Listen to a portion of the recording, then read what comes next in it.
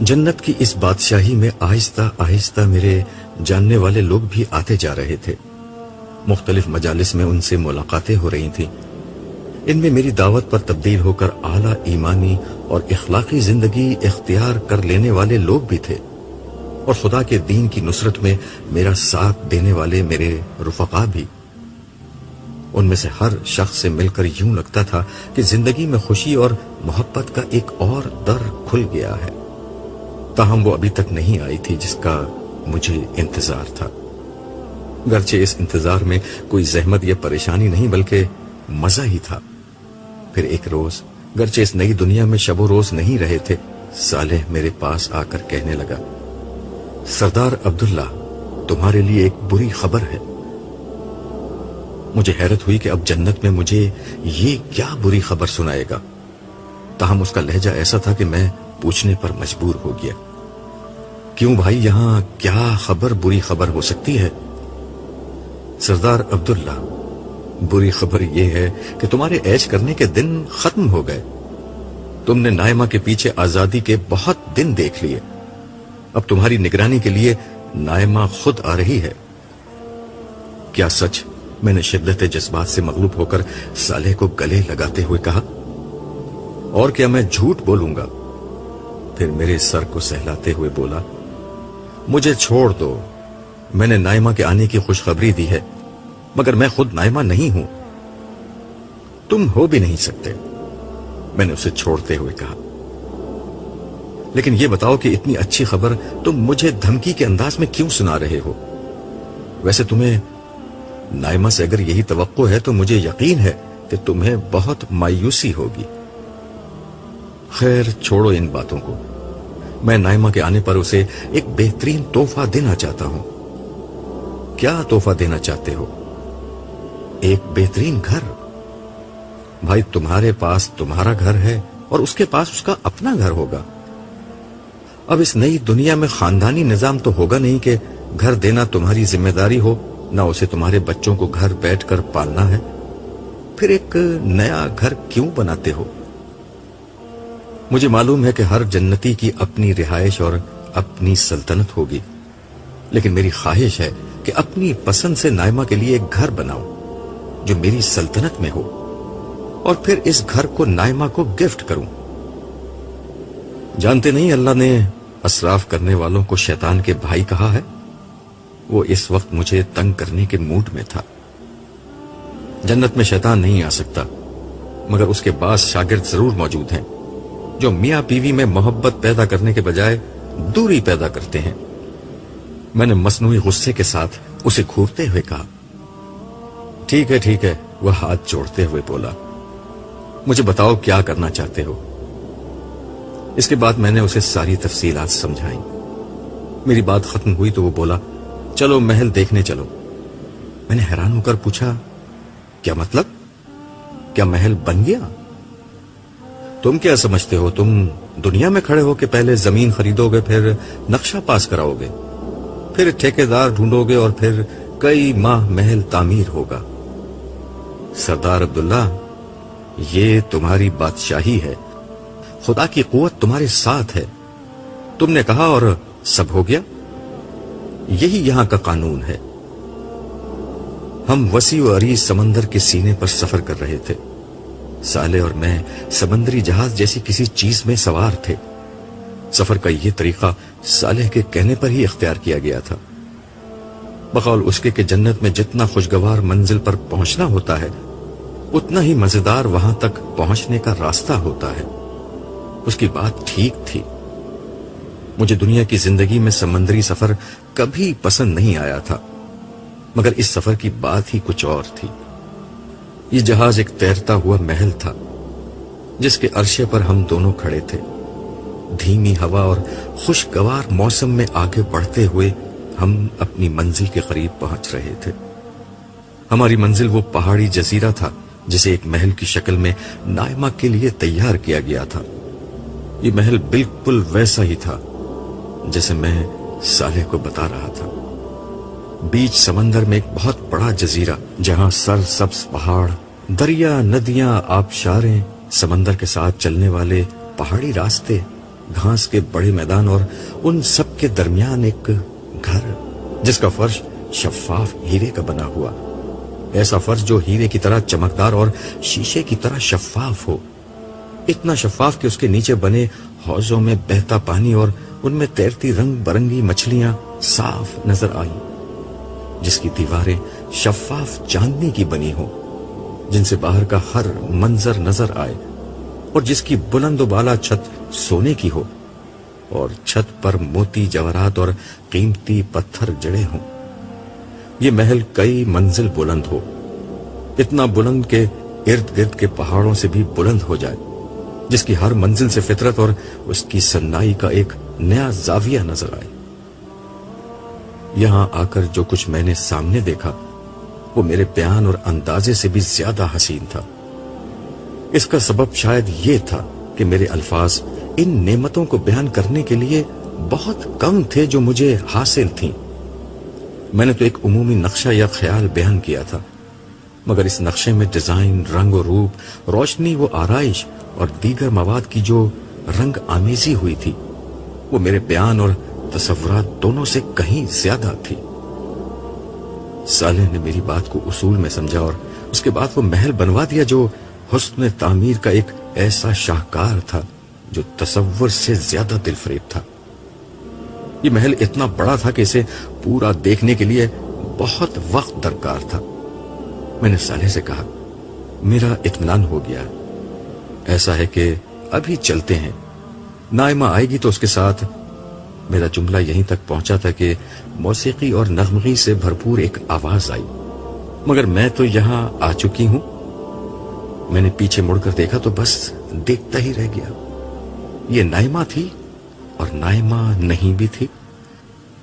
हशर के दिन में नाइमा को नौजवान और बहुत खूबसूरत देखा था, मगर यहां मेरे सामने जो लड़की खड़ी थी उसकी कैफियत को बयान करने के लिए हुस्न, खूबसूरती, नौजवानी, शबाब, रूप, कशिश जैसे अल्फाज कोई हैसियत नहीं रखते थे।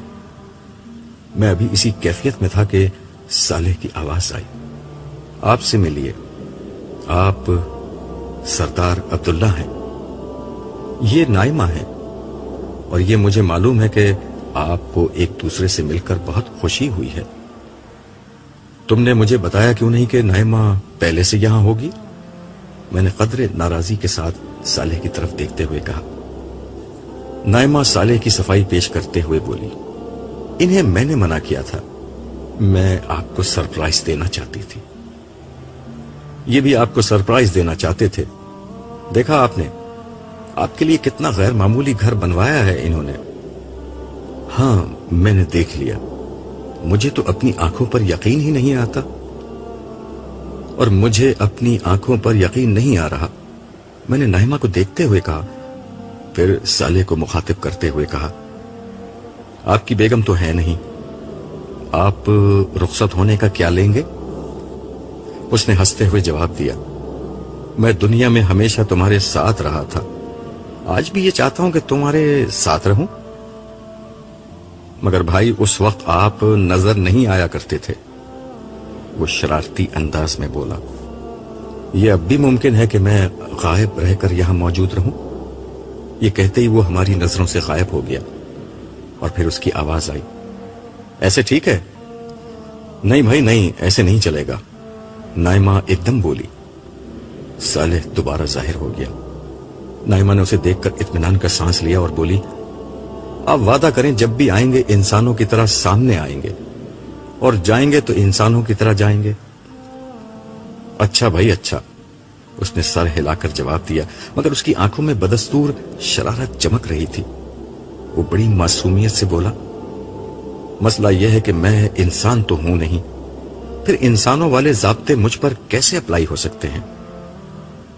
सोच लो, मेरी पहुंच तुम्हारे सरदार तक है, मेरी एक शिकायत पर वो तुम्हें वाकई इंसान बना सकते हैं। मैंने मुस्कुराकर कहा तो वो लहजे में उदासी लाते हुए बोला, यार धमकियां क्यों देते हो? मैं वादा करता हूं कि मैं आऊंगा और जाऊंगा तो इजाजत ले लिया करूंगा, और अगर तुम कहो तो मैं अभी चला जाता हूं। यह कहकर वो पीठ फेर कर मुड़ा और 2-4 कदम चला, फिर घूमकर नाइमा से बोला, گرچہ میرے جانے سے کوئی فرق نہیں پڑتا، کیونکہ تم دونوں کے بچے یہاں آ چکے ہیں اور ان کا فیصلہ ہے کہ ہم اپنی ماں کی شادی خود کریں گے، اس کے بعد ہی تم عبداللہ کے گھر آ سکتی ہو۔ صالح نے بالکل صحیح کہا۔ لیلا اندر آتے ہوئے زور سے بولی اور تیر کی طرح بھاگ کر میرے پاس آ گئی۔ اس کے پیچھے ہی انور، جمشید، عالیہ اور عارفہ بھی تھے۔ ان کو دیکھ کر میری خوشی کئی گنا بڑھ گئی۔ میں نے سب کو اپنے گلے لگا کر پیار کیا۔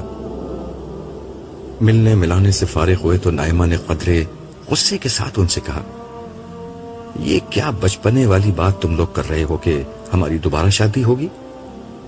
عالیہ نے کہا، امی پچھلی دنیا میں ہم میں سے کوئی بھی آپ کی شادی میں موجود نہیں تھا، اس لیے ہم سب بہن بھائیوں کی متفقہ رائے یہ ہے کہ ہم آپ لوگوں کی شادی بڑے دھوم دھام سے کریں گے۔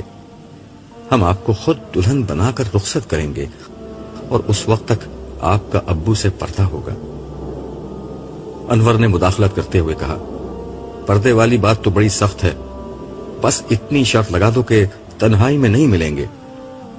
اس مہربانی کا بہت شکریہ، یہ بتا دو کہ شادی کب ہوگی؟ میں نے بے بسی سے پوچھا۔ جب تیاریاں مکمل ہو جائیں گی، عارفہ نے بڑی سنجیدگی سے کہا۔ اور کیا تیاریاں ہوں گی؟ میں نے دریافت کیا۔ میں بتاتی ہوں، لیلا بولی، جگہ تو یہی ٹھیک ہے، بس کپڑے زیورات وغیرہ کا انتظام کرنا ہے، اور مجھے بھی اپنے ذرا اچھے کپڑے بنوانے ہیں، ابو جیسے۔ مجھے تو ابو کے کپڑے دیکھنے کے بعد اپنے کپڑے اچھے ہی نہیں لگ رہے۔ جمشید نے بھی مطالبات میں اپنا حصہ ڈالا۔ اچھا، یہ سب تیاریاں ہو گئیں تو شادی ہو جائے گی؟ میں نے پوچھا۔ کیوں نہیں؟ سب نے مل کر کہا۔ چلو پھر ابھی ہی چلو، میں تمہیں جنت کے سب سے بڑے شاپنگ کے علاقے میں لے چلتا ہوں۔ ویسے تو تم لوگ وہاں گھس بھی نہیں سکتے، لیکن میری طرف سے جو دل چاہے آج شاپنگ کر لو۔ اس پر سارے بچوں نے خوشی کا ایک نعرہ لگایا۔ پھر ہم شاپنگ کے لیے روانہ ہو گئے۔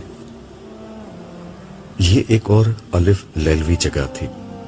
میں اس سے پہلے صالح کے ساتھ یہاں کئی دفعہ آ چکا تھا، مگر ہر دفعہ یہاں نت نئی چیزیں موجود ہوا کرتی تھیں۔ اس جگہ کے لیے شاپنگ سینٹر یا بازار جیسی اصطلاحات قطعاً غیر مناسب تھی۔ یہ سینکڑوں میل تک پھیلا ہوا ایک علاقہ تھا جو رنگ و نور کے سیلاب سے روشن تھا۔ یہاں رات کا وقت ہی طاری رہا کرتا تھا۔ کھانے پینے، پہننے اور برتنے کی یہاں اتنی اشیاء تھیں کہ ان کی تعداد تو دور کی بات ہے، ان کی مختلف اقسام اور ویرائٹی ہی کروڑوں کی تعداد میں تھی۔ ہر جگہ یہاں فرشتے تعینات تھے۔ لوگ ڈسپلے سے چیز پسند کر لیتے اور پھر فرشتوں کو نوٹ کرا دیتے، جس کے بعد یہ چیزیں لوگوں کے گھروں میں پہنچا دی جاتی۔ فرشتے ہر شخص کا ریکارڈ چیک کر کے اس کے بارے میں سب کچھ جان لیتے۔ اس بازار کے دو حصے تھے۔ ایک حصے میں عام جنتی خریداری کر سکتے تھے، دوسرا حصہ خواص کے لیے مخصوص تھا۔ عام لوگ یہاں جا تو سکتے تھے، مگر یہاں خریداری کی اجازت صرف اعلیٰ درجے کے جنتیوں کو تھی۔ یہ سب پہلی دفعہ یہاں آئے تھے۔ میں پہلے انہیں عوام والے حصے میں لے کر گیا۔ یہ لوگ اس کو دیکھ کر ہی خوشی سے پاگل ہو گئے۔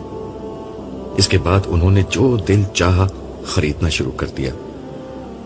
البتہ نائمہ سارے وقت میرے ساتھ ہی رہی۔ وہ خریداری سے فارغ ہو گئے تو میں نے کہا کہ میں تمہیں کھانا کھلانے لے جاتا ہوں۔ کھانے کے لیے میں انہیں اوپر لے گیا۔ یہاں چھت سے دور دور تک خوبصورت روشنیاں نظر آ رہی تھی، جبکہ اوپر تاروں بھرا آسمان تھا۔ دنیا کے برخلاف جہاں شہر کی روشنیاں تاروں کی چمک کو ماند کر دیتی تھیں، یہاں زمین و آسمان پر یکساں جگمگاہٹ تھی۔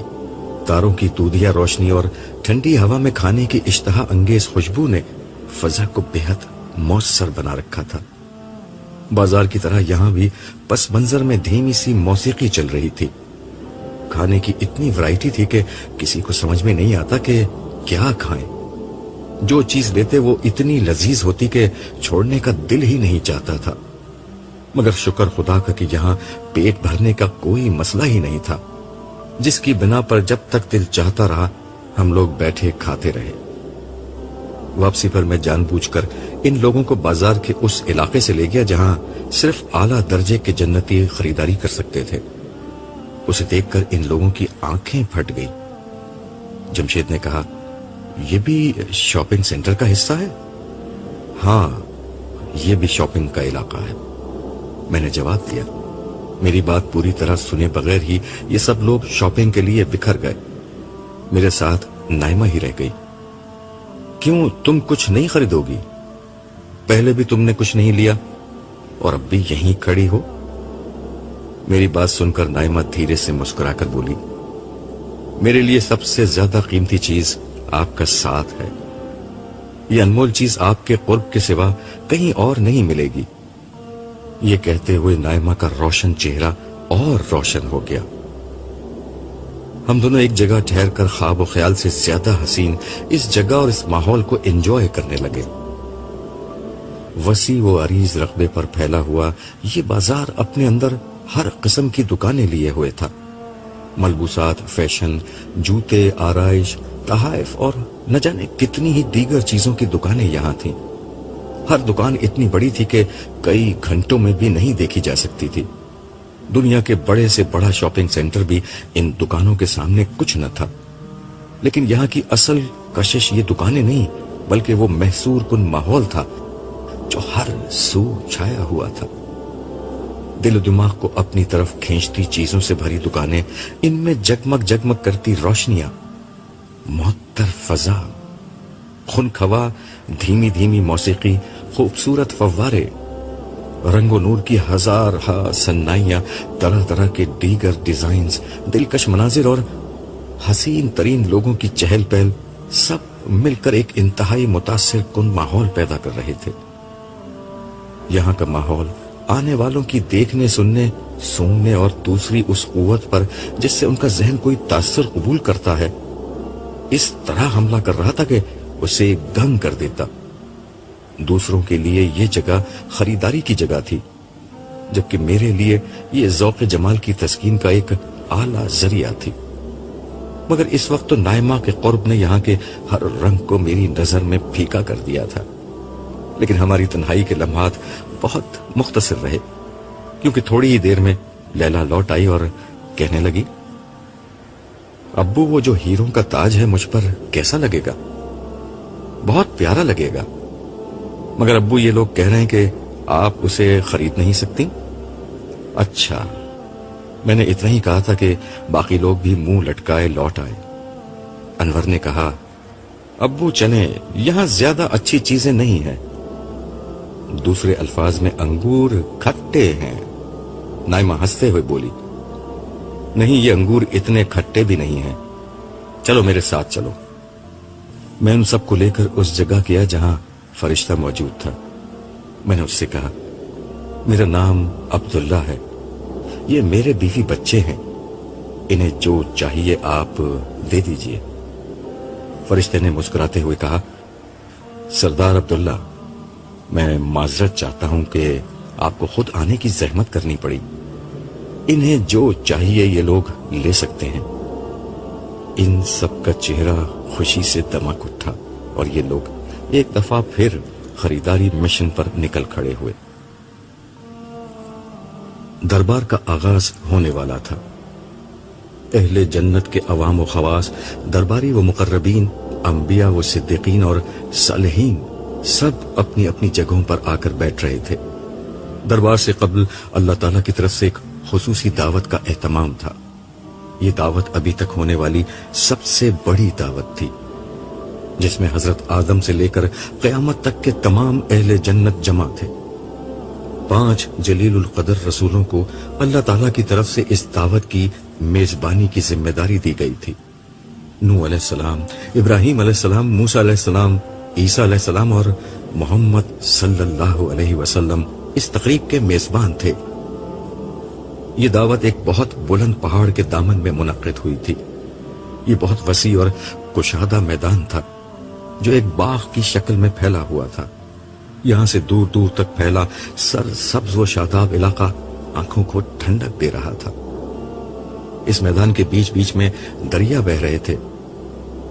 اس دعوت کا پورا انتظام عرب کی روایات اور عجم کی شان و شوکت کے لحاظ سے ترتیب دیا گیا تھا، اسی لیے نشستیں شاہی تخت کی شکل میں تھیں جن پر ہیرے اور موتی جڑے ہوئے تھے۔ زمین پر دور دور تک دبیز قالین اور غالیچے بچھے ہوئے تھے۔ غلمانوں کی ایک بہت بڑی تعداد ہاتھوں میں شراب کے جگ لیے پھر رہے تھے۔ اہل جنت کو جس قسم کی شراب کی طلب ہوتی وہ نظر اٹھاتے اور یہ غلمان لمحے بھر میں حاضر ہو کر ان کی خواہش کے مطابق جام بھر دیتے۔ یہ شراب کیا تھی؟ شفاف مشروب تھا جس میں لذت، سرور اور ذائقہ تو بے پناہ تھا، مگر نشے کی خرابیاں یعنی بدبو، درد سر، عقل کی خرابی وغیرہ کچھ نہیں تھی۔ ساتھ میں مختلف قسم کے پرندوں اور دیگر جانوروں کے گوشت سے تیار کیے گئے لذیذ کھانے سونے اور چاندی کی رکابیوں میں مسلسل پیش کیے جا رہے تھے۔ درختوں کی ڈالیاں پھلوں سے لدی تھی اور جب کسی پھل کا جی چاہتا وہ ڈالی جھک جاتی اور لوگ اس پھل کو توڑ لیتے۔ زرق برق لباس پہنے حسین و جمیل نوجوان مرد اور عورتیں ہر سمت نظر آ رہے تھے۔ ان کے چہرے روشن، آنکھیں چمکدار، لبوں پر قہقہے اور مسکراہٹیں تھیں۔ یہ منظر دیکھ کر مجھے دنیا کی محفلیں یاد آ گئی جہاں خواتین میک اپ کا تام جھام کیے خدا کی حدود کو پامال کرتی اور اپنی زینت اور نسوانیت کی نمائش کرتی محفلوں میں شریک ہوا کرتی تھی۔ مرد اپنی نگاہوں کو جھکانے کے بجائے اس نمائش سے اپنا حصہ وصول کرتے تھے۔ اپنی نمائش سے رکنے والی خواتین اور اپنی نگاہوں کو پھیرنے والے مردوں کو کتنی مشقت کا سامنا کرنا پڑتا تھا، مگر اب ساری مشقت ختم۔ میں نے دل میں سوچا یہ محفل حسین ترین خواتین سے بھری ہوئی تھی جن کے لباس اور زیورات اپنی خوبصورتی میں بے مثل اور ہر نظر کو خیرہ کرنے کے لیے بہت تھے، مگر اللہ تعالیٰ نے انسانوں کے قلوب اس طرح پاکیزہ کر دیے تھے کہ نگاہوں میں آلودگی اور دلوں میں خیانت کا تصور بھی نہیں رہا تھا۔ ہر مرد اور ہر عورت خوبصورتی مگر پاکیزگی کے احساس میں زندہ تھا۔ اب اپنی زینت کے اخفا کا کوئی حکم تھا اور نہ نگاہوں کو پھیرنے کی کوئی پابندی تھی۔ کتنی تھوڑی تھی وہ مشقت اور کتنا زیادہ ہے یہ بدلہ۔ میرے ساتھ میرے گھر والے اور دور و نزدیک کے احباب کا حلقہ تھا۔ میرے بیوی بچے دوبارہ شادی کروا کر بہت خوش تھے۔ اسی موقع پر جمشید اور امورہ کی رضامندی سے ان کی شادی کر دی گئی اور وہ بھی ہمارے خاندان کا حصہ بن چکی تھی۔ زندگی خوشیوں اور سرشاریوں کی شاہراہ پر ہموار طریقے سے رواں دواں تھی۔ میرے دل میں بس ایک بے نام سا احساس تھا، وہ یہ کہ میرے سارے محبت کرنے والے لوگ میرے ساتھ آ چکے تھے سوائے میرے استاد فرحان احمد صاحب کے۔ ایک مہم سی امید تھی کہ شاید میں دربار میں ان سے مل سکوں۔ دعوت کے اختتام پر لوگ دربار میں اپنی اپنی متعین نشستوں پر آ کر بیٹھنا شروع ہو گئے۔ عرش الہی کے بالکل قریب مقربین بیٹھے ہوئے تھے۔ ان میں حضرت انبیاء، صدیقین و شہداء اور صالحین کی ایک بہت بڑی تعداد شامل تھی، جبکہ باقی اہل جنت ان کے پیچھے بیٹھے ہوئے تھے۔ اس نشست کی سب سے خاص بات یہ تھی کہ آج پہلی دفعہ لوگوں نے دیدار الہی کی اس نعمت سے فیضیاب ہونا تھا جو اہل جنت کا سب سے بڑا احساس تھا۔ نبی کریم صلی اللہ علیہ وسلم نے خبر دی تھی کہ جس طرح دنیا میں 14ویں کا چاند کا دیدار کیا جاتا ہے اسی طرح جنت میں دیدار الہی ہوگا۔ اس لیے لوگوں میں بے پناہ جوش و خروش تھا۔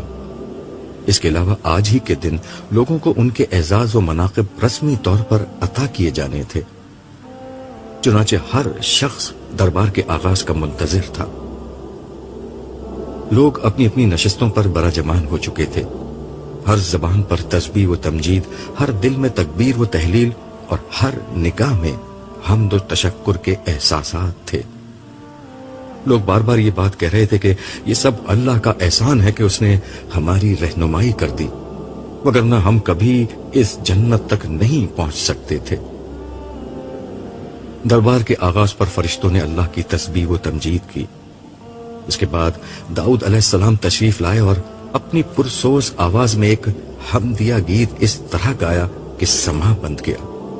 اس کے بعد حاملین عرش نے اعلان کیا کہ پروردگار عالم اپنے بندوں سے گفتگو فرمائیں گے۔ کچھ ہی دیر میں اللہ تعالیٰ نے انتہائی محبت اور نرمی کے ساتھ اپنے بندوں سے گفتگو فرمانا شروع کی۔ اس گفتگو میں اللہ تعالیٰ نے اپنے بندوں کی بڑی تحسین فرمائی جو اپنی محنت، جدوجہد اور صبر سے اس مقام تک پہنچے تھے۔ بندوں سے پوچھا گیا کہ کیا وہ اس صلے پر راضی ہیں جو ان کی محنت کے عوض انہیں ملا ہے؟ سب نے یک زبان ہو کر جواب دیا کہ ہم نے اپنی توقعات سے بڑھ کر بدلہ پایا ہے، اور وہ کچھ پایا ہے جو کسی اور مخلوق کو نہیں ملا۔ ہم کیوں تجھ سے راضی نہ ہوں؟ اس پر ارشاد ہوا، اب میں تمہیں وہ دے رہا ہوں جو ہر چیز سے بڑھ کر ہے، میں تمہیں اپنی رضا سے نوازتا ہوں۔ اس کے ساتھ ہی فضا اللہ تعالیٰ کی کبریائی کے نعروں سے گونج اٹھی۔ پھر مناقب و اعزاز کا سلسلہ شروع ہوا۔ یہ بہت طویل عمل تھا، لیکن یہاں ان گنت نعمتیں مسلسل مہیا کی جا رہی تھیں جن کی بنا پر لوگ اطمینان کے ساتھ بیٹھے ہوئے تھے۔ دیگر لوگوں کی طرح میرے گھر والے بھی میرے ساتھ ہی اگلی نشستوں پر بیٹھے تھے۔ میں یہ سب کچھ دیکھ رہا تھا اور دل میں سوچ رہا تھا کہ دنیا کی کتنی کم مشقت اٹھا کر آج کتنا بڑا صلہ انسانیت کو مل گیا۔ لیکن مجھے خیال آیا کہ انسانیت کی اکثریت تو اس امتحان میں ناکامی ہو گئی۔ پھر مجھے اپنے استاد فرحان صاحب کا خیال آیا۔ وہ آج بھی مجھے نہیں مل سکے تھے، حالانکہ میرا خیال یہ تھا کہ وہ آج کے دن تو کہیں نہ کہیں مل ہی جائیں گے۔ میں نے سوچا کہ صالح سے دریافت کروں۔ وہ یہاں میرے ساتھ موجود نہیں تھا، لیکن اسی وقت وہ میرے پاس آ کھڑا ہوا۔ اسے دیکھ کر میں نے کہا، مجھے خیال تھا کہ میں دربار میں کسی موقع پر اپنے استاد کو دیکھ سکوں گا، مگر وہ مجھے نہیں مل سکے۔ میرے استاد کا کچھ معلوم ہوا؟ نہیں، فردوس کی اس بستی میں ابھی تک کسی جگہ میں ان کو تلاش نہیں کر سکا۔ میرا خیال ہے کہ اب تم بھی ان کے بارے میں سوچنا چھوڑ دو۔ بظاہر خدا اپنا فیصلہ کر چکا ہے، دنیا کی کوئی طاقت اب اس فیصلے کو نہیں بدل سکتی۔ خدا کا عدل بہرحال نافذ ہو کر رہتا ہے، اور اس کی رحمت، تم اچھی طرح جانتے ہو کہ خدا کی رحمت اور عدل ہر چیز اصول پر مبنی ہوتی ہے۔ کسی کی خواہش سے یہاں کچھ بھی تبدیل نہیں ہو سکتا، مگر فردوس کی یہ دنیا تو ممکنات کی دنیا ہے، یہاں سب کچھ ممکن ہے۔ صالح جھلا کر بولا، یار تم کیوں بحث کر رہے ہو؟ فیصلہ ہو گیا ہے۔ ویسے تم خود پروردگار سے بات کیوں نہیں کرتے؟ تمہاری بات تو بہت سنی جاتی ہے۔ میں تو تمہیں عرش تک لے جانے آیا ہوں، چلو اور وقت کا پہیہ الٹا گھمانے کی درخواست کرو۔ خبر نہیں کہ صالح نے غصے میں آ کر مجھ پر طنز کیا تھا یا واقعتاً مجھے مشورہ دیا تھا، تاہم میں اس کی بات پر عمل کرنے کی حماقت کرنے کے لیے تیار نہیں تھا۔ البتہ اس کی یہ بات ٹھیک تھی کہ مجھے بلایا جا رہا ہے۔ کچھ ہی دیر میں میرا نام پکارا گیا۔ میں جو ابھی تک اطمینان سے بیٹھا تھا، لرزتے دل کے ساتھ کھڑا ہو گیا۔ میں دھیرے دھیرے قدموں سے چلتا ہوا اس ہستی کے حضور پیش ہو گیا جس کے احسانوں کے بوجھ تلے میرا رواں رواں دبا ہوا تھا۔ قریب پہنچ کر میں سجدے میں گر گیا۔ کچھ دیر بعد صدا آئی، اٹھو۔ میں دھیرے دھیرے اٹھا اور جھکی نظر کے ساتھ ہاتھ باندھ کر کھڑا ہو گیا۔ اللہ تعالیٰ نے بہت نرمی اور ملائمت کے ساتھ دریافت کیا، عبداللہ آج کے دن میرے لیے کیا لائے ہو؟ میں یہاں لینے آیا تھا، کچھ دینے کے لیے نہیں، اس لیے یہ سوال قطعاً غیر متوقع تھا، تاہم جو میرے پاس تھا وہ میں نے کہہ دیا۔ مالک، جو اچھا عمل میں نے کیا وہ در حقیقت تیری ہی توفیق سے تھا، اسے تو میں پیش نہیں کر سکتا۔ رہی اپنی ذات تو میرے پاس تیری اعلیٰ ترین ہستی کے حضور پیش کرنے کے لیے بہت ساری ندامت اور بے انتہا عجز کے سوا کچھ نہیں۔ اچھا کیا ندامت اور عجز لے آئے، یہ چیزیں میرے پاس نہیں ہوتی، میں انہیں تمہارے نام سے اپنے پاس رکھ لوں گا۔ اب بولو کیا مانگتے ہو؟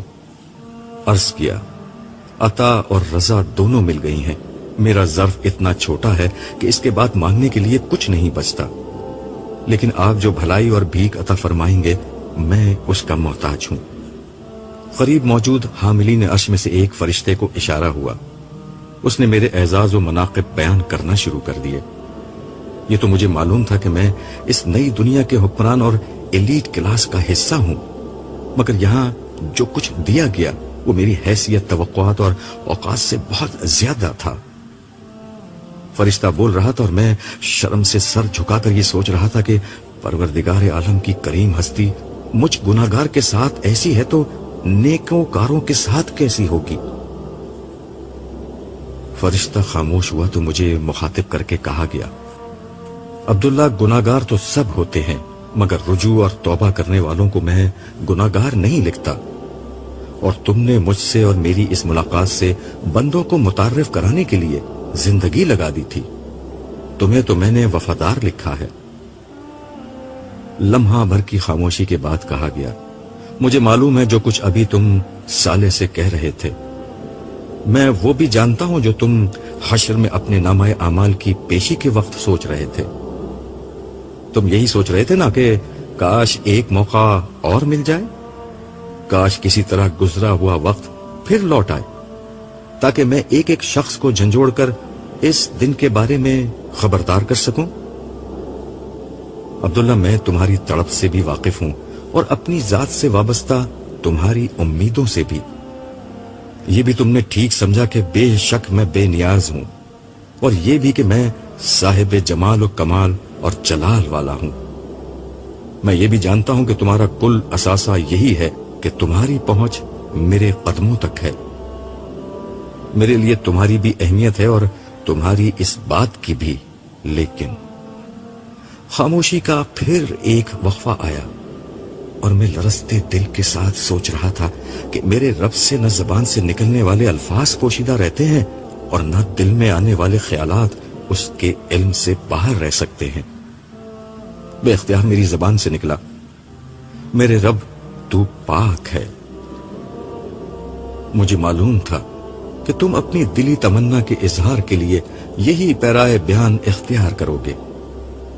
دیکھو، لوگوں کو دوبارہ دنیا میں بھیجنا میری اس گیم کا حصہ نہیں، اس لیے دنیا میں نہ تم جا سکتے اور نہ دوسرے انسان، مگر وقت میرا غلام ہے، میں چاہوں تو اس کا پہیہ الٹا گھما سکتا ہوں۔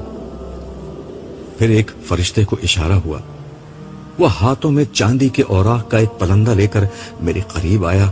میں نے دیکھا تو پہلے وقت پر سونے کے تاروں سے لکھا ہوا تھا، جب زندگی شروع ہوگی۔ صدا آئی، عبداللہ یہ تمہاری روداد ہے، اس نئی دنیا میں جو تمہارے ساتھ ہوا اس کا کچھ حصہ اس میں محفوظ کر دیا گیا ہے۔ تمہاری خاطر اب تمہاری اس داستان کو وقت کی کھڑکی سے دوبارہ پچھلی دنیا میں بھیجا جا رہا ہے۔ اس بات کا انتظام کیا جائے گا کہ یہ روداد انسانوں تک پہنچا دی جائے۔ میں اپنے بندوں اور بندیوں کے دلوں میں ڈال دوں گا، وہ تمہاری اس داستان کو اپنے ہر جاننے والے تک پہنچا دیں گے، ہر اس شخص تک جسے وہ آخرت کی رسوائی سے بچا کر جنت کی منزل تک پہنچانے کے خواہش مند ہوں گے۔ عجب نہیں کہ کوئی خوش بخت اس پیغام کو پڑھ کر اپنے عمل کو بدل دے، عجب نہیں کہ کسی کی زندگی بدل جائے، عجب نہیں کہ کسی کا مستقبل بدل جائے۔ میں لوگوں کو تمہاری درخواست پر ایک موقع اور دینا چاہتا ہوں، ابدی خسارے سے پہلے، ابدی ہلاکت سے پہلے۔ میں بے اختیار اللہ اکبر کہتا ہوا سجدے میں گر گیا۔ اللہ اکبر، اللہ اکبر۔ مؤذن نے ابھی یہ الفاظ ادا ہی کیے تھے کہ عبداللہ ایک جھٹکے کے ساتھ اللہ اکبر کہتا ہوا بیدار ہو گیا۔ وہ خالی خالی نظروں سے ارد گرد دیکھ رہا تھا۔ کچھ دیر تک وہ نہیں سمجھ سکا کہ وہ کہاں ہے، وہ تو اللہ تعالیٰ کے سامنے کھڑا تھا۔ اس نے غور کیا، وہ اس وقت بھی اللہ تعالیٰ کے سامنے موجود تھا۔ بیت اللہ میں کعبہ کے عین سامنے فجر کا وقت تھا اور مسجد حرام میں لوگوں کی چہل پہل جاری تھی. تو کیا میں نے خواب دیکھا تھا؟ عبداللہ نے خود سے سوال کیا. مگر وہ تو بالکل حقیقت تھی. وہ حشر کا دن، وہ جنت کی محفل اور خدا کے سامنے میری حاضری. اگر وہ حقیقت تھی تو پھر یہ کیا ہے؟ اور اگر یہ حقیقت ہے تو پھر وہ حقیقت سے زیادہ یقینی چیز کیا تھی؟ وہ خواب تھا یا یہ خواب ہے؟ وہ مسلسل بڑبڑائے جا رہا تھا. ایسا نہ ہو کہ اچانک ایک روز آنکھ کھلے اور مجھے معلوم ہو کہ جو کچھ دنیا میں دیکھا تھا خواب تو دراصل وہ تھا اور حقیقت آخرت کی زندگی تھی. آسمان سے نور اتر رہا تھا. سفید جگمگاتی ہوئی روشنیوں سے حرم کی فضا دودھیا ہو رہی تھی. آسمان تاریک تھا مگر اس جگہ دن کی روشنی سے زیادہ چہل پہل تھی. یہ حرم مکہ تھا، اہل ایمان کا کعبہ، اہل دل کا مرکز اور اہل محبت کا قبلہ. خدا کے بندے اور بندیاں، ہر نسل، ہر قوم کے لوگ یہاں جمع تھے، خدا کی حمد و تسبیح اور تعریف کرتے ہوئے. آج حرم پاک میں عبداللہ کی آخری شب تھی، مگر یہ آخری شب عبداللہ کی زندگی کی سب سے قیمتی شب بن چکی تھی. عبداللہ کچھ دیر قبل حیرانی کی جس کیفیت میں تھا اب اس سے باہر آ چکا تھا. اس نے حرم کو دیکھا اور پھر ارد گرد نظر ڈالی. حرم سے باہر ہر طرف بلند و بالا عمارات کا منظر تھا. یہ دیکھ کر اس پر ایک دوسری کیفیت طاری ہو گئی. اس کی آنکھوں سے آنسو بہنے لگے. اس کا دل مالک ذوالجلال کے حضور سراپا التجا بن گیا. مالک، قیامت کا حادثہ سر پر آ کھڑا ہوا ہے.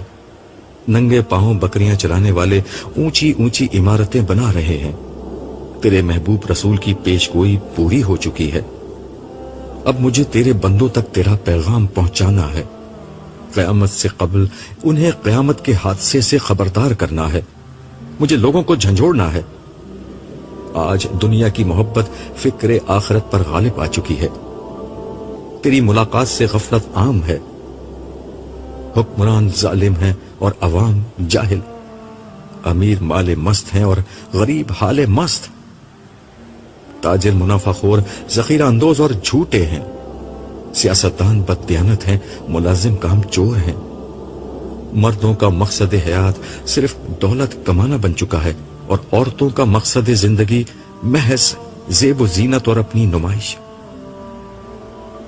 عبداللہ کی آنکھوں سے آنسو جاری تھے. اس کے دل سے مسلسل دعا و مناجات نکل رہی تھیں. وہ دعا جس کا قبول ہونا شاید مقدر ہو چکا تھا. مولا، آج لوگ تجھ سے غافل و بے پرواہ ہو کر ظلم اور دنیا پرستی کی زندگی گزار رہے ہیں. مذہب کے نام پر کھڑے ہوئے لوگ فرقہ واریت کے اسیر ہیں یا سیاست میں الجھے ہوئے ہیں. کوئی نہیں جو تیری ملاقات سے خبردار کر رہا ہو. تو مجھے اس خدمت کے لیے قبول فرما لے. تو مجھے اپنے پاس سے ایسی صلاحیت عطا کر کہ میں تیری ملاقات اور آنے والی دنیا کا نقشہ تیرے بندوں کے سامنے کھینچ کر رکھ دوں. جو کچھ تو نے قرآن میں بیان کیا اور تیرے محبوب نبی نے جس عظیم واقعے کی خبر دی ہے، اس دن کی ایک زندہ تصویر میں تیرے بندوں تک پہنچا دوں. انسانیت کو معلوم نہیں کہ اس کے پاس مہلت عمل ختم ہو چکی ہے. مجھے قبول کر کے میں اس بات سے تیرے بندوں کو خبردار کر سکوں. پروردگار، ساری انسانیت کو ہدایت دے دے، اور اگر تو نے سب کچھ ختم کرنے کا فیصلہ کر لیا ہے تو پھر میرے لیے آسان کر دے کہ جتنے لوگ ہو سکے میں انہیں جنت کی راہ دکھا سکوں، انہیں تجھ تک پہنچا سکوں، اس سے پہلے کہ سور پھونک دیا جائے، اس سے پہلے کہ مہلت عمل ختم ہو جائے. عبداللہ نے آخری طواف ایک خاص کیفیت میں مکمل کیا تھا. ایک تو حرم کا طواف، وہ بھی آخری. پھر رات جو کچھ دیکھا اس کے بعد کعبہ وہ کعبہ نہیں رہا تھا جو دوسروں کو نظر آ رہا تھا. یہ کعبہ اب اسے عرش الہی کا پیکر نظر آ رہا تھا. مگر وہ ایک انسان ہی تو تھا، پے در پہ طواف کر کے شل ہو چکا تھا۔ وہ آخری طواف سے فارغ ہوا، کچھ دیر تک بیٹھ کر کعبے کو دیکھتا رہا، پھر یاس و آس کی کیفیت میں اٹھا اور اپنے دل پر جبر کر کے وہ کام شروع کیا جو اہل دل کے لیے مشکل ترین عمل ہوتا ہے، آخری دفعہ مسجد الحرام سے باہر نکلنے کا عمل۔ صبح کی روشنی پوری طرح طلوع ہو چکی تھی۔ وہ آہستہ آہستہ اس حالت میں باہر کی سمت بڑھ رہا تھا کہ بار بار ایڑیاں گھومتی اور وہ رک کر دوبارہ کعبے کو دیکھنے لگتا۔ پھر اس نے ایک مضبوط فیصلہ کیا اور اللہ اکبر کہتے ہوئے قدر تیز رفتاری سے آگے بڑھنے لگا، مگر چلتے ہوئے پھر بے اختیاری کے عالم میں گردن گھومی اور الوداعی نظریں بیت اللہ کا طواف کرنے لگی۔ ابھی اس نے ایسا ہی کیا تھا کہ اس کا کندھا کسی سے ٹکرا گیا۔ عبداللہ کی نگاہ لوٹی تو سامنے ایک سفید ریش بزرگ تھے۔ اسے احساس ہو چکا تھا کہ اس کا کندھا ان بزرگ کے سینے سے ٹکرا گیا ہے جو اس کے ہم وطن محسوس ہوتے تھے۔ عبداللہ کا جذبہ عبادت اب ندامت میں بدل چکا تھا۔ اس نے فوراً معذرت خواہانہ لہجے میں کہا، معاف کیجیے گا، غلطی میری ہے، میں سامنے نہیں دیکھ رہا تھا۔ کوئی بات نہیں، بزرگ نے شفقت آمیز لہجے میں کہا۔ پھر وہ مزید بولے، کچھ غلطی میری بھی ہے، میں بھی سامنے نہیں دیکھ رہا تھا، دراصل میں اپنے گھر والوں کو ڈھونڈ رہا ہوں، ہم عمرہ ادا کرتے ہوئے رش کی وجہ سے بچھڑ گئے ہیں۔ آپ نے ملنے کی کوئی جگہ طے نہیں کی تھی؟ عبداللہ نے سوالیہ انداز میں کہا، پھر اپنی بات کی مزید وضاحت کرتے ہوئے بولا، حرم میں یہ کرنا ضروری ہوتا ہے ورنہ بہت مشکل ہو جاتی ہے۔ جگہ تو یہی طے تھی، باب فتح کے پاس، یہاں رش کم ہوتا ہے، مگر کافی دیر سے وہ لوگ یہاں نہیں پہنچے۔ بزرگ نے قدرے پریشانی کے ساتھ جواب دیا، چلیے پھر تو آپ کا مسئلہ حل ہو گیا۔ عبداللہ نے مسکراتے ہوئے کہا، آپ باب فتح پر نہیں کھڑے ہوئے، میں آپ کو وہاں لے چلتا ہوں۔ بزرگ نے کچھ خجالت کے ساتھ ارد گرد دیکھا اور پھر عبداللہ کے ساتھ آگے بڑھتے ہوئے بولے، ہم دراصل کل رات ہی یہاں پہنچے ہیں، پہلی دفعہ آئے ہیں، اس لیے یہاں کا پوری طرح اندازہ نہیں۔ صحیح کے دوران میں میری بیٹی اور نواسی مجھ سے الگ ہو گئیں۔ ہمارے پاس 2 موبائل تھے جو ان کو دے دیے تھے، انہیں جگہ بھی سمجھا دی تھی مگر خود بھول گیا۔ اللہ کا شکر ہے کہ تم مجھ سے ٹکرا گئے، ورنہ نہ جانے کتنی دیر اور میں یہاں رک کر ان کا انتظار کرتا۔ اللہ کے ہر کام میں مصلحت ہوتی ہے، عبداللہ نے جواب دیا۔ اللہ کا نام لیتے ہوئے اس کے لہجے میں سارے جہاں کی مٹھاس آ چکی تھی۔ ارے وہ رہی میری بیٹی، بزرگ نے عبداللہ کی بات کا جواب دینے کے بجائے خوشی کے عالم میں ایک سمت اشارہ کرتے ہوئے کہا اور تیزی کے ساتھ آگے بڑھ گئے۔ عبداللہ نے ادھر دیکھا تو اندازہ ہوا کہ بزرگ ایک درمیانی عمر کی خاتون کی طرف بڑھ رہے تھے۔ اس کی سمجھ میں نہیں آیا کہ ان کے ساتھ آگے جائے یا اپنے راستے پر لوٹ جائے۔ ویسے بھی اس کا کام اب ختم ہو چکا تھا، مگر اسے محسوس ہوا کہ اخلاقاً ان سے اجازت لے کر ہی لوٹنا چاہیے، چنانچہ وہ بھی ان کے پیچھے چل پڑا۔ قریب پہنچا تو وہ اپنی بیٹی کو اپنے ساتھ پیش آنے والی غلط فہمی کے بارے میں بتا رہے تھے۔ وہ عبداللہ کو دیکھ کر بولے، اسی نوجوان نے مجھے راستہ دکھایا ہے۔ بیٹا آپ کا بہت شکریہ، خاتون نے بہت نفیس لہجے میں کہا۔ اگرچہ ان کے چہرے سے سفر اور عمرے کی مشقت اور اب پیش آنے والی پریشانی کے سارے آثار ظاہر تھے۔ ہم کافی دیر سے یہاں ابو کا انتظار کر رہے تھے۔ ہم کے صیغے سے عبداللہ کی توجہ ان کے برابر میں کھڑی ہوئی لڑکی کی طرف ہوئی۔ لمحے بھر کو اس نے اس لڑکی کو دیکھا اور بے اختیار نظریں جھکا لی، مگر اس ایک لمحے میں عبداللہ کے دل کی دنیا میں قیامت برپا ہو گئی۔ اس قیامت کا سبب یہ نہیں تھا کہ وہ لڑکی غیر معمولی طور پر حسین نقش و نگار اور رنگ و روپ کی مالک تھی، رہا عبداللہ تو اس جیسی بے داغ جوانی کہاں کسی نے دیکھی ہوگی۔ پھر وہ حرم میں جس کیفیت میں تھا، وہاں صنف مخالف تو کیا اپنی جنس کے انسان بھی نظر آنا بند ہو جاتے ہیں، سوائے کعبہ اور رب کعبہ کے کچھ اور نظر نہیں آتا۔ اور اس صبح سے تو رب کعبہ کا تصور انتہائی گہرا ہو چکا تھا۔ اس نے خواب میں پروردگار عالم کی حضوری کا جو شرف حاصل کیا تھا، اس کے بعد عبداللہ کو کچھ ہوش نہیں تھا۔ ایسے میں خواب کی دیگر تفصیلات اسے کہاں یاد رہ سکتی تھی، مگر اس دلکش نسوانی چہرے نے خواب کی ایک ایک تفصیل اسے یاد دلا دی۔ ہر منظر، ہر واقعہ ذہن کے صفحات پر اس طرح تازہ ہو گیا تھا کہ گویا کوئی لکھی ہوئی کتاب ہے جسے بے تکلف وہ پڑھتا چلا جا رہا ہو، اور اب اس کتاب کا سب سے روشن وقت اس کے سامنے کھلا ہوا تھا۔ اس کے سامنے سرتاسر روشنی اور سراپا نور نائمہ کھڑی ہوئی تھی۔ خاموشی کا وقفہ طویل ہو رہا تھا، مگر عبداللہ اس سے بے نیاز گردن جھکائے کھڑا تھا۔ وہ اپنے آپ کو یقین دلانے میں مشغول تھا کہ جو کچھ اس نے دیکھا ہے وہ اس کا وہم ہے، اس کی نظر کا دھوکہ ہے، اس کی یادداشت کی کمزوری ہے، یا شاید اس کی عمر کا تقاضا ہے، یا پھر شیطان کی در اندازی ہے جو حرم سے رخصت ہوتے وقت اس کی ساری ریاضت اور محنت کو ضائع کرنا چاہتا ہے۔ شیطان حرم میں آنے والے بڑے بڑے نیک لوگوں کی کمائی اسی طرح لمحہ بھر میں لوٹ لیتا ہے۔ کسی بھی بہانے سے ایک نظر کی خواہش، ایک لمس کا جذبہ، ایک لمحے کی حیوانیت، ایک لمحے کی ہوس عمر بھر کی ریاضت کو برباد کر سکتی ہے۔ ہاں، یہی لمحہ بطور آزمائش میری زندگی میں آ گیا ہے۔ شیطان چاہتا ہے کہ میں اس لڑکی کو اپنے خواب کی تعبیر سمجھ کر اپنی آنکھوں میں شیطان کو بسیرا کرنے دوں۔ میں اس کو ایسا نہیں کرنے دوں گا، ہرگز ایسا نہیں کرنے دوں گا۔ عبداللہ نے دل میں سوچا اور فیصلہ کیا کہ اسے فوراً یہاں سے رخصت ہو جانا چاہیے، مگر اس سے قبل کہ وہ ان لوگوں سے اجازت لیتا، خاموشی کی طویل ہوتے ہوئے وقفے کو ایک تھکی ہوئی مگر انتہائی مترنم آواز نے توڑا۔ نانا ابو، جاگتے ہوئے ساری رات ہو گئی ہے، اب جلدی سے ہوٹل چلیے۔ اس آواز نے عبداللہ کے رہے سہے ہوش بھی اڑا دیے۔ یہ آواز اس کے لیے اجنبی قطن نہ تھی، اسے ہلکا سا چکر آیا۔ بزرگ جو اس کی کیفیت سے قطن بے خبر تھے بولے، ہاں بیٹا چلتے ہیں، ذرا ان سے اجازت لے لیں۔ اس سے قبل کہ وہ بزرگ عبداللہ سے کچھ کہتے، ان کی صاحبزادی نے جو ایک نفیس طبیعت کی خاتون تھیں عبداللہ سے پوچھا، بیٹا چلتے چلتے اپنا نام تو بتاتے جاؤ۔ میرا نام عبداللہ ہے۔ بمشکل عبداللہ کی زبان سے یہ الفاظ نکلے۔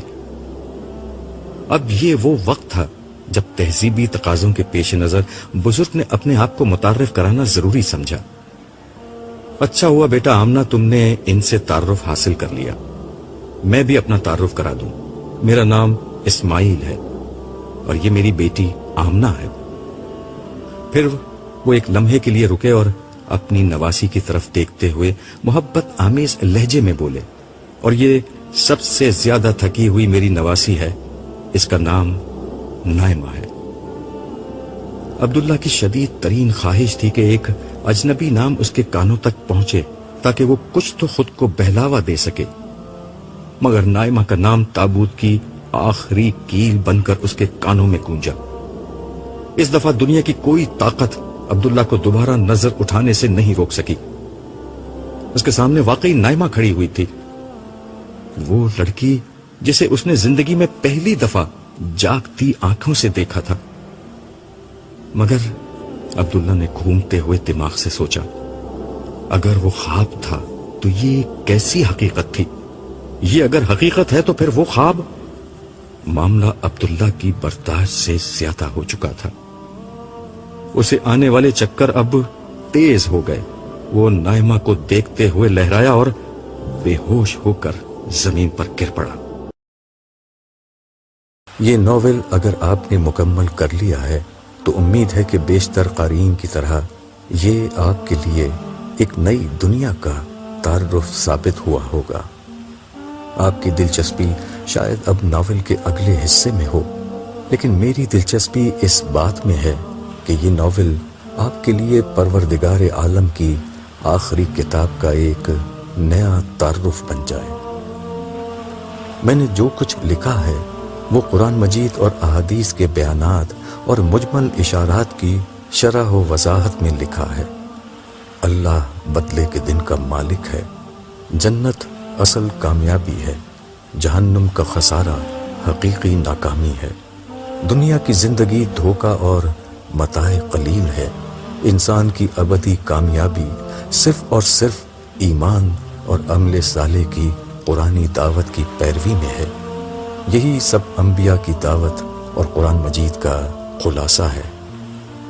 مجھے یقین ہے کہ اس ناول کو پڑھنے کے بعد جب آپ قرآن مجید کو سمجھ کر ترجمے کے ساتھ پڑھیں گے تو آپ پر قرآن مجید کے بیانات کی معنویت بڑی حد تک واضح ہونے لگے گی۔ قرآن آپ کے لیے ایک اندیکھی دنیا کا نہیں بلکہ ایک مانوس دنیا کا تعارف بن جائے گا۔ اگر آپ نے قرآن مجید کو اس طرح پا لیا تو یہ میری سب سے بڑی کامیابی ہوگی۔ امید ہے کہ اس ناول کے مطالعے کے بعد آپ کم از کم ایک مرتبہ پورے قرآن مجید کو ترجمے کے ساتھ ضرور پڑھیں گے، اور کیا ہی اچھا ہو کہ قرآن مجید آپ کی زندگی بن جائے۔ خیر اندیش ابو یحییٰ۔